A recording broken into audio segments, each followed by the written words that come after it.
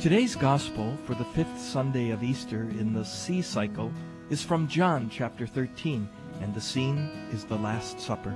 Having just washed the feet of the disciples and predicted that one of them would betray him, Jesus says, "I give you a new commandment. Love one another.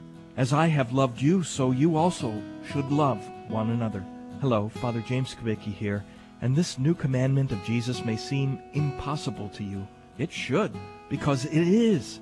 Jesus tells his disciples and us to love as he loved, which means to love others even to the point of sacrificing one's life for them.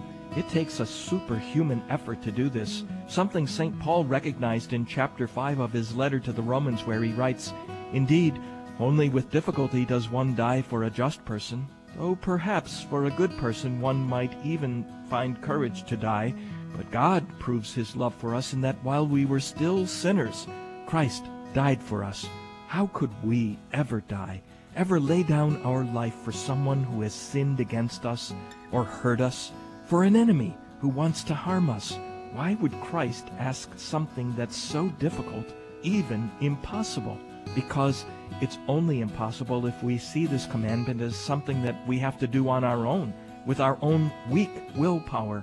Remember, Jesus also said in another context that what's impossible for humans is possible for God. We can fulfill this new commandment. We can love as Jesus loved if we stay united with him, if we live as members of his body, which is what Holy Communion is all about. At Mass, Jesus gives us the power to love as he loved.